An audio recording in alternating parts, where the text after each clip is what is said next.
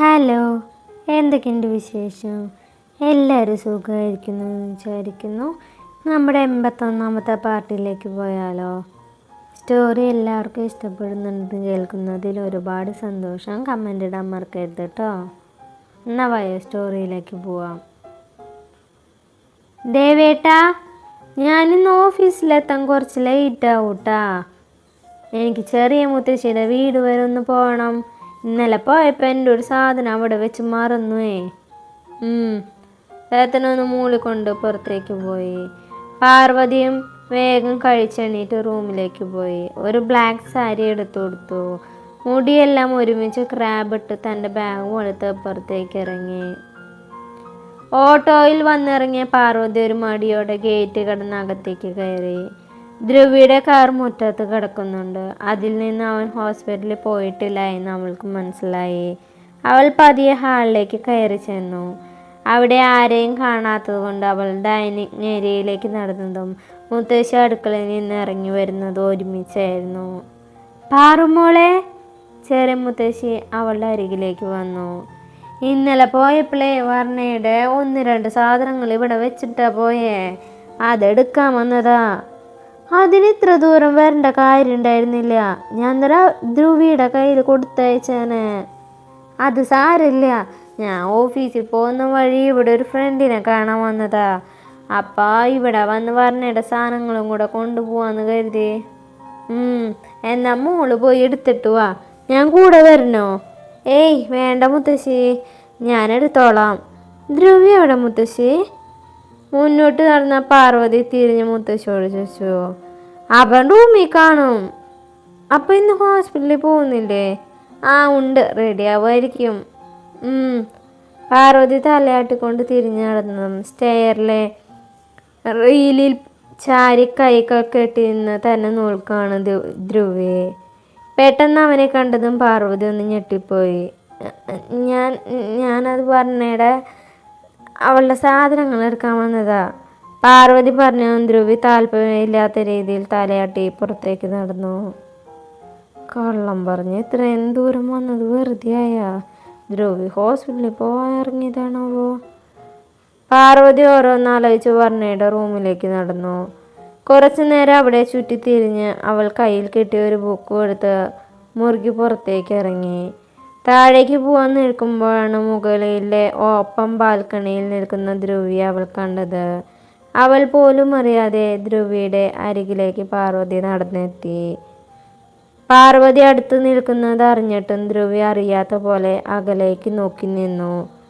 തന്നെ കാണാനാണ് അവൾ ഇല്ലാത്ത കള്ളം പറഞ്ഞ് വന്നത് എന്ന് ധ്രുവിക്ക് അറിയായിരുന്നു. അതുകൊണ്ട് തന്നെ അവൻ പോലും അറിയാതെ ഒരു പുഞ്ചിരി അവൻ്റെ മുഖത്ത് വിരിഞ്ഞു. അടുത്ത നിമിഷം തന്നെ അത് മറച്ചു വെച്ച് ഗൗരവത്തിൽ നിൽക്കുകയും ചെയ്തു. ഞാനിന്ന് ബ്ലാക്കാന്ന് ഇട്ടിരിക്കുന്നേന്ന് ആരാ വിളിച്ചു പറഞ്ഞേ? ഭദ്രയോ അതോ ശീലുവോ? കുറച്ചു നേരത്തെ നിശബ്ദതയ്ക്ക് ശേഷം പാർവതി തൻ്റെയും ധ്രുവിയുടെയും ഡ്രസ്സിലേക്ക് നോക്കിക്കൊണ്ട് ചോദിച്ചു. അല്ല, വർണ്ണയാ. പറഞ്ഞതിന് ശേഷമാണ് താൻ എന്താ പറഞ്ഞെന്ന ബോധം അവനും വന്നത്. അതിൻ്റെ ഭാഗമായി നാവ് കടിച്ചുകൊണ്ട് അവൻ തിരിഞ്ഞു നിന്നു. അല്ല, നീ എന്താ എടുക്കാൻ വന്നു എന്നല്ലേ പറഞ്ഞേ? എന്നിട്ട് എടുത്തോ? ധ്രുവി ഗൗരവത്തിൽ ചോദിച്ചു. അവൾ തലയാട്ടിയതും കയ്യിലുള്ളത് നോക്കട്ടെ എന്ന രീതിയിൽ ധ്രുവി അവൾക്ക് നേരെ കൈ നീട്ടി. പാർവതി കയ്യിലുള്ള ബുക്ക് ധ്രുവിക്ക് കൊടുത്തതും അവൻ്റെ മുഖത്ത് അവൻ പിടിച്ചു വെച്ചിരുന്ന ഗൗരവം ഒരു ചിരിയിലേക്ക് വഴിമാറി. ഈ മാഗസീൻ എടുക്കാനാണോ നീ ഇത്രയും ദൂരം വന്നേ? അവനത് ചോദിച്ചപ്പോഴാണ് പാർവതിയും ആ ബുക്ക് ശ്രദ്ധിച്ചത്. അവൾ ചിരിയടക്കാൻ പാടുപെടുന്ന ധ്രുവിയെ കണ്ണെടുക്കാതെ നോക്കി നിന്നു. എന്താ? ധ്രുവി സംശയത്തോടെ ചോദിച്ചു. ഈ ചിരിയാ നിന്റെ മുഖത്തിന് ചേരുള്ളോ? ആക്ച്വലി ഞാനിവിടേക്ക് വന്നത് നിന്നെ കാണാനാ. അറിയാം. ഞാനന്ന് എൻ്റെ ന്യായീകരണം കേൾക്കാൻ എനിക്ക് താല്പര്യമില്ല പാർവതി. ഞാൻ പോവാ, ഇറങ്ങാൻ സമയമായി. നീ കേൾക്കണം, ഈ ലോകത്തെ എൻ്റെ ന്യായം എനിക്ക് നിന്നോട് മാത്രമേ ബോധിപ്പിക്കേണ്ടുള്ളൂ. എനിക്കങ്ങനെ തോന്നാൻ കാരണം എന്താണെന്നൊന്നും അറിയില്ല, പക്ഷെ ചിലപ്പോൾ എനിക്ക് തോന്നാറുണ്ട് എന്നെ നീ ഒരുപാട് മനസ്സിലാക്കിയിട്ടുണ്ടെന്ന്. ഞാൻ ഏത് സമയത്ത് എങ്ങനെ പ്രതികരിക്കുന്നു നിനക്കറിയാം. അത് നമ്മൾ പണ്ട് വെറുതെ വഴക്കുണ്ടാക്കിയിരുന്ന സമയത്ത് തന്നെ ഞാൻ മനസ്സിലാക്കിയതാണ്. അങ്ങനെയുള്ള നിന്നോട് ഇത് തുറന്നു പറയണമെന്ന് എനിക്ക് തോന്നി. പാർവതി അത് പറഞ്ഞപ്പോൾ ധ്രുവിയുടെ മനസ്സിൽ നിറഞ്ഞ സന്തോഷത്തിന് അതിരുകളില്ലായിരുന്നു. ഞാനെല്ലാം പറയാം. അതിനു മുമ്പ് എനിക്ക് കുറച്ച് കാര്യങ്ങൾ അറിയണം. ആമിയും പാർത്ഥേട്ടനും തമ്മിൽ ഇഷ്ടത്തിലാണോ? അതെ, ആമി തറവാട്ടിലേക്ക് വരുന്നതിന് മുമ്പേ തന്നെ അവർ റിലേഷനിലായിരുന്നു. ഓക്കെ. ആമിയും അഭിജിത്തും തമ്മിൽ എന്താണ് ബന്ധം? അവർ ബ്രദറും സിസ്റ്ററും ആണോ? അത് നീ എങ്ങനെ അറിഞ്ഞു? ആദ്യം ഞാൻ ചോദിച്ചതിന് ഉത്തരം എന്താ ധ്രുവി? അതെ, അവരും ബ്രദറും സിസ്റ്ററാണ്. വർണ്ണയുടെ മുറച്ചേർക്കാനാണ് അഭി. കുറച്ച് ദിവസം മുമ്പേ രാവിലെ ഞാൻ ഓഫീസ് റൂമിലേക്ക് ഒരു കോൾ ചെയ്ത് സ്റ്റെയർ കയറി മുകളിലേക്ക് വരികയായിരുന്നു. ആ സമയം ഞാൻ ആമി പാർത്ഥേൻ്റെ റൂമിൽ നിന്ന് ഇറങ്ങി വരുന്നത് കണ്ടു. ആദ്യം എന്താ സംഭവം എന്ന് എനിക്ക് മനസ്സിലായില്ല. പക്ഷെ പിന്നീട് ഏട്ടൻ അവളെ ചേർത്ത് പിടിക്കുന്നതും മറ്റും കണ്ടപ്പോൾ സത്യത്തിൽ എനിക്ക് ഷോക്കായി. ആമയിൽ നിന്ന് ഞാൻ അങ്ങനെ ഒരു പ്രവൃത്തി ഒരിക്കലും പ്രതീക്ഷിച്ചില്ല. എന്താ പാർവതി, ഞെട്ടിപ്പോയോ? അഭിജിത്തിൻ്റെ ശബ്ദം കേട്ട് പാർവതി ഒന്ന് തിരിഞ്ഞു നോക്കി. ഇത് മാത്രമല്ല, നീ അറിയാത്ത പല കാര്യങ്ങളും ഇവിടെ നടക്കുന്നുണ്ട്. അഭി പറയുന്നത് കേട്ട് ഒന്നും മനസ്സിലാവാൻ നിൽക്കാണ് പാർവതി. നമുക്ക് കുറച്ച് മാറി നിന്ന് സംസാരിച്ചാലോ?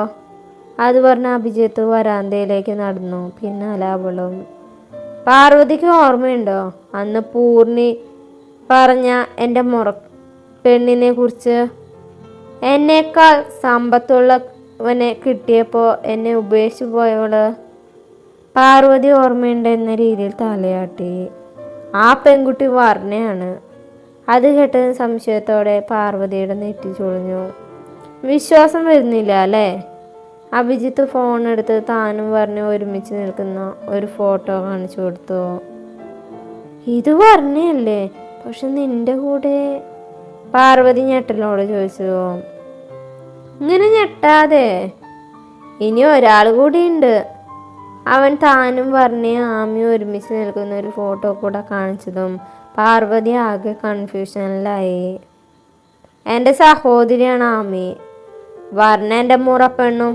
പക്ഷെ പറയാതിരിക്കാൻ പറ്റില്ല, രണ്ടും വിശ്വസിക്കാൻ കൊള്ളാത്തവരാ. ആമയുടെ കാര്യം നീ നേരിട്ട് കണ്ടതല്ലേ? ഇവിടെ കയറി വന്ന് 2 ദിവസം കഴിഞ്ഞില്ല, അപ്പോഴേക്കും കണ്ടില്ലേ പാർട്ടിയെ കറക്കിയെടുത്തത്. വർണ്ണയെ ഏറെക്കുറെ അങ്ങനെയാണ്. നിങ്ങൾ കരുതുന്ന പോലെ ഒരു പാവം കുട്ടിയല്ല അവള്. നീ എന്താ കരുതിയേ? 2-3 ഫോട്ടോ കാണിച്ച് തരുമ്പോഴേക്കും നീ പറഞ്ഞെല്ലാം ഞാൻ വിശ്വസിക്കുന്നോ? പാർവതി ദേഷ്യത്തിൽ ചോദിച്ചതും അഭി ഉറക്കെ ചിരിച്ചു. പിന്നെ എന്തുകൊണ്ടാണ് ഈ നിമിഷം വരെ ആമയും വർണ്ണയും ഞാൻ അവരുടെ ആരാണെന്ന് ഈ വീട്ടിലുള്ളവരോട് പറയാതിരുന്നേ? അവര് പറയില്ല. കാരണം ഞാൻ അവരുടെ കള്ളത്തരങ്ങൾ തുറന്നു പറയുന്നു പേടിച്ചിട്ട്. ഇല്ല, വർണ്ണ അങ്ങനെ ഒരു കുട്ടിയല്ല. നീ ബുദ്ധി ഉപയോഗിച്ചൊന്ന് ചിന്തിച്ചു നോക്ക്. ഈ വീട്ടിൽ പല സ്ഥലങ്ങളിലും നീ ഞങ്ങളെ ഒരുമിച്ച് കണ്ടിട്ടുള്ളതല്ലേ, രാത്രിയിൽ പോലും. അബി അത് ചോദിച്ചത് അന്ന് രാത്രി അവരെ ഒരുമിച്ച് കണ്ട കാര്യങ്ങൾ മനസ്സിലേക്ക് കടന്നു വന്നു. പക്ഷെ അന്ന് താൻ ചോദിച്ചപ്പോൾ അബിയെ അറിയില്ല എന്നല്ലേ പറഞ്ഞേ? അവൾ എന്തിനാ അങ്ങനെ കള്ളം പറഞ്ഞേ? അഭിജിത്ത് പറഞ്ഞ കാര്യങ്ങൾ അവൾ എല്ലാവരെയും പറ്റിക്കുകയാണോ എന്ന് പാർവതിക്കും തോന്നി. അത് പാർവതിക്ക് ഒട്ടും ആലോചിച്ചിട്ടും മനസ്സിലായില്ല. ഇനി ഞാൻ ഒരു കാര്യം കൂടെ പറയാം. അതേക്കുറിച്ച് പാർവതിയോട് പറയാൻ എനിക്ക് ചെറിയ ബുദ്ധിമുട്ടുണ്ട്, പക്ഷെ പറഞ്ഞേ തീരൂ. അഭി എന്താണ് പറയാൻ വരുന്നതെന്ന് പാർവതി ആകാംക്ഷയോടെ നിന്നു. വർണ്ണയ്ക്ക് ഞാനുമായുള്ള റിലേഷൻ ഇപ്പോഴും താല്പര്യമുണ്ട്. ഇത് അനാവശ്യം പറഞ്ഞാലുണ്ടല്ലോ, നീ ആരെയെ തെറ്റിദ്ധരിപ്പിക്കാൻ നോക്കണേ? എനിക്കിത് വെറുതെ പറയേണ്ട കാര്യം എന്താ? അന്ന് പാർവതി വരുമ്പോൾ ഞങ്ങൾ സംസാരിച്ചത് അതിനെക്കുറിച്ചാണ്. അവൾക്ക് ദത്തൻ്റെ പണം മാത്രം മതി, അത് കിട്ടിക്കഴിഞ്ഞാൽ അവൾ എൻ്റെ കൂടെ വരാമെന്നും പറഞ്ഞു. അവളും ആമയും കൂടെയാണ് പാർത്തിയെ വലയിലാക്കിയതും. ഒന്നാലോചിച്ചപ്പോൾ അത് ശരിയാണെന്ന് പാർവതിക്കും തോന്നിപ്പോയി. താനും കണ്ടിട്ടുണ്ട് അവളുടെ ചേച്ചിയുടെ പേര് പറഞ്ഞ് പാർത്ഥിയുടെ പിന്നാലെ വർണ്ണ നടക്കുന്നത്. എനിക്കിതെല്ലാം പാർവതിയോട് പറയാതിരിക്കായിരുന്നു. പക്ഷേ എനിക്ക് തന്നെ ചതിക്കാൻ തോന്നിയില്ല. എനിക്ക് വർണ്ണയോട് ഇപ്പോൾ ഒന്നുമില്ല. എൻ്റെ പൂർണ്ണിയാണ് എനിക്കെല്ലാം. വർണ്ണയുടെ ഈ ചതി ദത്തനറിയില്ല. അവന് മനസ്സിലാകുകയില്ല. അത്ര വലിയ അഭിനയാണല്ലോ അവൾ കാഴ്ചവെക്കുന്നത്. ഇനി പാർവതി വിചാരിച്ച പോലെ ദേവദത്തിനെ രക്ഷിക്കാൻ പറ്റുള്ളൂ. എനിക്കറിയാം പാർവതിക്ക് ദേവന് ഇഷ്ടമായിരുന്നു എന്ന്. വർണ്ണ എന്ന മഞ്ചകിയെ ദത്തൻ്റെ ജീവിതത്തിൽ നിന്ന് ഒഴിവാക്കിയ പാർവതിക്ക് ആ സ്ഥാനം കിട്ടും. എനിക്കങ്ങനെ ആ സ്ഥാനം വേണ്ട. ഞാൻ ദേവനെ സ്നേഹിച്ചിരുന്നത് സത്യമാണ്. പക്ഷെ അതെൻ്റെ പാസ്റ്റാണ്. ഓക്കെ, പാർവതി ഒന്ന് ആലോചിച്ച് നോക്ക്. എന്നിട്ട് ഞാൻ പറഞ്ഞതിൽ എന്തെങ്കിലും സത്യം ഉണ്ടെങ്കിൽ എന്ന് തോന്നുകയാണെങ്കിൽ ബാക്കി നമുക്ക് അപ്പം സംസാരിക്കാം. അത് പറഞ്ഞ് അഭി തൻ്റെ റൂമിലേക്ക് പോയി. അന്നത്തെ ദിവസം മുഴുവൻ പാർവതിയുടെ മനസ്സിൽ അഭിജിത്ത് പറഞ്ഞ കാര്യങ്ങളായിരുന്നു. അതിൻ്റെ ഭാഗമായി അന്നത്തെ രാത്രി പാർവതിയുടെ ഉറക്കം പോലും നഷ്ടപ്പെട്ടിരുന്നു. പിറ്റേ ദിവസം രാവിലെ തന്നെ പാർവതി അഭിയെ കാണാനായി അവൻ്റെ റൂമിലേക്ക് നടന്നു. അതേസമയം തന്നെ ആമിയെ കാണാതെ ഭദ്ര അവളെ അന്വേഷിച്ച് നടക്കുകയായിരുന്നു. എന്തുകൊണ്ടോ അവൾ പാർത്ഥിയുടെ റൂമിൽ ഉണ്ടാകുമെന്ന് അവൾക്കും തോന്നി. പാർത്ഥിയുടെ റൂമിൽ നിന്ന് ചിരിച്ചുകൊണ്ട് ഇറങ്ങി വന്ന ആമിയെ കണ്ടതും ആ തോന്നൽ ശരിയാണെന്ന് അവൾക്ക് മനസ്സിലായി. മറഞ്ഞു നിന്നതുകൊണ്ട് തന്നെ അവൾ കണ്ടില്ല എന്നും പാർവതിക്ക് അറിയായിരുന്നു. അവൾ നേരെ അഭിജിത്തിൻ്റെ അരികിലേക്ക് നടന്നു. ഇതാര്? പാർവതിയോ? ഞാൻ ഇങ്ങനെ ഒരു വരവ് പ്രതീക്ഷിച്ചിരുന്നു. പക്ഷെ ഇത്ര പെട്ടെന്ന് വരുന്നു കരുതിയില്ല. ഞാൻ എന്താ ചെയ്യണ്ടേ? അവൾ ചോദിച്ചു. കാര്യം സിമ്പിളാണ്. വർണ്ണയെ ആദ്യം ഈ വീട്ടിലുള്ളവർക്ക് എതിരാക്കണം. എന്നാൽ മാത്രമേ അവളും ശരിക്കുള്ള സ്വഭാവം പുറത്തു കൊണ്ടുവരാൻ കഴിയുള്ളൂ. എനിക്ക് നിങ്ങളുടെ ഈ കുടുംബകാര്യത്തിലൊന്നും ഇടപെടേണ്ട ഒരു ആവശ്യവുമില്ല. പക്ഷെ എൻ്റെ കുടുംബത്തിലെ 2 പേർ കാരണം ഇത്രയും നല്ലൊരു തറവാട് നശിക്കരുതെന്ന് തോന്നി. അഭിജിത്ത് എന്താണ് ചെയ്യേണ്ടതെന്ന് അവൾക്ക് വ്യക്തമായിട്ട് പറഞ്ഞു കൊടുത്തു. അന്ന് അവൻ പറഞ്ഞു കേട്ടാണ് അവൾ ചീലുവിനെ സ്റ്റെയറിൽ നിന്ന് തള്ളിയിട്ടത്. ശേഷം വർണ്ണയുടെ അരികിലേക്ക് പോയി വർണ്ണയോട് ആ കൂട്ട് ഏറ്റെടുക്കാൻ പറഞ്ഞു. വർണ്ണയും ശീലും തമ്മിൽ നല്ല കൂട്ടായതിനാൽ വർണ്ണയുടെ ഭാഗത്തു നിന്ന് അങ്ങനെ ഒരു തെറ്റ് സംഭവിച്ചാലും എല്ലാവരും ക്ഷമിക്കുമെന്നും മറിച്ച് ഞാനാണെങ്കിൽ എല്ലാവരും എന്നെ വെറുക്കുമെന്നും പറഞ്ഞ് കരഞ്ഞപ്പോൾ അല്പം മടിയോടെയാണെങ്കിലും വർണ്ണ അതിന് സമ്മതിച്ചു. അഭിജിത്ത് പറഞ്ഞു വെച്ച് വർണ്ണ കുറ്റം ഏറ്റെടുക്കാൻ എല്ലാവരോടും അവളോടൊക്കെ ഒരു വിരോധം തോന്നും എന്നും പതിയെ ഇതുപോലെ ഓരോ കാരണങ്ങൾ ഉണ്ടാക്കി അവളെ എല്ലാവരെയും നിന്ന് അകറ്റാമെന്നും പറഞ്ഞു. പക്ഷേ അന്ന് ദേവേട്ടൻ ദേഷ്യപ്പെട്ടപ്പോൾ വർണ്ണയുടെ കരച്ചിൽ കണ്ടപ്പോൾ എനിക്കും ഞാൻ ചെയ്തത് തെറ്റായി പോയോ എന്ന് തോന്നി. ഞാൻ അഭിജിത്തിനോട് സത്യങ്ങൾ തുറന്നു പറയാം എന്ന് പറഞ്ഞെങ്കിലും അവൻ സമ്മതിച്ചില്ല എന്ന് മാത്രമല്ല അവൻ എന്നെ ചതിച്ചതാണെന്ന് എനിക്കും മനസ്സിലായി. പക്ഷെ അപ്പോഴേക്കെല്ലാം കൈവിട്ടുപോയി. അമ്മായി ഞാനാണ് ചെയ്തതെന്ന് പറഞ്ഞു. ദേവേട്ടൻ വർണ്ണയെ ഇറക്കി വിട്ടു. കാര്യങ്ങൾ ആകെ മാറി മറിഞ്ഞു. അതിനുശേഷം ആരും എന്നോട് അധികം സംസാരിക്കാറില്ല. ഞാൻ ആകെ ഒറ്റപ്പെട്ടു പോയി. ഞാൻ വേണമെന്ന് വെച്ച് ചെയ്തതല്ല ധ്രുവി, ഇത് എനിക്ക് പറ്റിപ്പോയതാ. പാർവതി കരഞ്ഞുകൊണ്ട് താഴേക്കിരുന്നു. ധ്രുവി അവളുടെ മുന്നിൽ മുട്ടുകൂത്തിയിരുന്നു. പാർവതി കരയാതെ. അതെല്ലാം കഴിഞ്ഞ കാര്യങ്ങളല്ലേ. നിനക്ക് നിന്റെ തെറ്റും മനസ്സിലായല്ലോ, അത് മതി. ധ്രുവി അവളെ സമാധാനിപ്പിച്ചു. ഞാൻ എന്താ ധ്രുവി ഇങ്ങനെയായേ? ശീലുവിന് കിട്ടേണ്ട വാത്സല്യം മുഴുവൻ ഞാൻ തട്ടിയെടുത്തു. എൻ്റെ സ്നേഹം ദേവേൻ്റെ മേൽ അടിച്ചേൽപ്പിച്ചു. ചെയ്യാത്ത കാര്യത്തിന് ദേവേനെ കുറ്റക്കാരനാക്കി. അതും എൻ്റെ അച്ഛൻ്റെ വാക്ക് കേട്ട്. ദേവേൻ്റെ ജോലി പോയി. ഞാൻ കാരണം പാർത്ഥിയേട്ടന് ലക്ഷ്യം നഷ്ടപ്പെട്ടു. ദേവേണ്ണും വർണ്ണയും തമ്മിൽ പിരിഞ്ഞു. നിന്നെയും കുറേ സങ്കടപ്പെടുത്തി. ഞാൻ മൊത്തത്തിൽ തെറ്റാ ധ്രുവി. ഈ പാപങ്ങളെല്ലാം ഞാൻ എവിടെ പോയാ തീർക്കുക? അവൾക്ക് കരച്ചിൽ അടക്കാൻ സാധിച്ചില്ല. സങ്കടം തീരട്ടെ എന്ന് കരുതി ധ്രുവിയും തടഞ്ഞില്ല. പാറു. അവളുടെ കരച്ചിലൊന്ന് അടങ്ങിയതും ധ്രുവി അവളുടെ മുഖം കയ്യിലെടുത്തുകൊണ്ട് വിളിച്ചു. ഇങ്ങനെയൊക്കെ സംഭവിക്കാൻ കാരണം നീയല്ലാന്ന് ഞാൻ പറയില്ല. പക്ഷേ ഇതിൽ നിന്നേക്കാൾ വലിയ തെറ്റ് ചെയ്ത നിൻ്റെ വീട്ടുകാരാണ്. എല്ലാവരും നിനക്ക് ആവശ്യത്തിലധികം സ്നേഹവും ധൈര്യവും തന്നു വളർത്തി. പക്ഷേ ശരി തെറ്റുകളെ വേർതിരിച്ചറിയാൻ പഠിപ്പിച്ചില്ല. അവിടെ നിൻ്റെ എല്ലാ കാര്യങ്ങളും ചെയ്തു തന്നത് മറ്റുള്ളവരാണ്. അതുകൊണ്ട് ചെറിയ കാര്യങ്ങളിൽ പോലും തീരുമാനമെടുക്കാൻ നിന്നെക്കൊണ്ട് സാധിക്കുന്നില്ല. നിനക്ക് ചുറ്റുമുള്ള എല്ലാവരും നീ കണ്ണടച്ച് വിശ്വസിച്ചു. എന്നാൽ നിൻ്റെ ആ ബലഹീനത ചിലർ മുതലെടുത്തു. അക്കൂട്ടത്തിൽപ്പെട്ടവരാണ് നിൻ്റെ അച്ഛനും അഭിജിത്തൊക്കെ. അവളുടെ കണ്ണുകളിൽ നോക്കി ധ്രുവി അത് പറയുമ്പോൾ നിഷ്കളങ്കത മാത്രമാണ് അവളുടെ കണ്ണുകളിൽ നിറഞ്ഞിരുന്നത്. ഇനി താൻ കരയരുത്. ഇനിയെങ്കിലും ആരെയും കണ്ണടച്ച് വിശ്വസിക്കാതെ ഇരിക്കുക. തനിക്ക് ചുറ്റും നടക്കുന്ന കാര്യങ്ങളെ ബുദ്ധി കൊണ്ട് ചിന്തിച്ചു മനസ്സിലാക്കി മനസ്സിന് ശരിയെന്ന് തോന്നുന്ന തീരുമാനങ്ങൾ എടുക്കുക. പാർവതി അതിന് തലയാട്ടി. അപ്പം എന്നാ ഫ്രണ്ട്സ്? അവൻ അവൾക്ക് നേരെ കൈ നീട്ടി ചോദിച്ചു. ഫ്രണ്ട്സ്? പുഞ്ചിരിയോടെ അവൾ തൻ്റെ കൈ അവൻ്റെ കൈക്ക് മുകളിൽ വെച്ചു. ഈ റിലേഷൻ ഒരു ഫ്രണ്ട്ഷിപ്പിൽ മാത്രം ഒതുക്കാൻ എനിക്ക് താല്പര്യമില്ല കേട്ടാ. ധ്രുവി അത് പറഞ്ഞതും പാർവതിയുടെ മുഖത്തെ ചിരി പതിയെ മാഞ്ഞു. ഞാൻ വെറുതെ പറഞ്ഞാടാ. വാ താഴേക്ക് പോവാം. അത് പറഞ്ഞ ധ്രുവി അവളെ താഴെ നിന്ന് എണിപ്പിച്ചു. ധ്രുവിക്ക് പോവാൻ ടൈമായില്ലേ? ഇറങ്ങാറായ? ഇയാളിവിടെ നിൽക്കാമെങ്കിൽ ഞാൻ പോവില്ല. അവനത് പറഞ്ഞു പാർവതി സംശയത്തോടെ നെറ്റി ചൊളിച്ചു. പറഞ്ഞപ്പോൾ എൻ്റെ സങ്കടത്തിലാണ് മുത്തശ്ശി. താൻ കുറച്ച് നേരം ഇവിടെ നിന്നാൽ മുത്തശ്ശിക്കും സന്തോഷമാവും. ഞാൻ ഓഫീസിൽ വിളിച്ച് ദേവേണ്ണോടൊന്ന് ചോദിക്കട്ടെ ഏട്ടാ.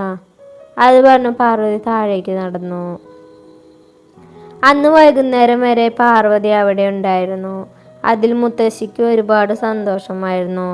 പാർവതിക്ക് പലപ്പോഴും ധ്രുവിയുടെ നോട്ടത്തിലും സംസാരത്തിലും തന്നോടുള്ള സ്നേഹം നിറഞ്ഞു നിൽക്കുന്നതായി തോന്നിയെങ്കിലും അവൾ അത് മനഃപൂർവ്വം അവഗണിച്ചു. വൈകുന്നേരം പാർവതിയെ തറവാട്ടിലേക്ക് ആക്കാനായി ധ്രുവിയും മുത്തശ്ശിയും അവളുടെ കൂടെ വന്നു.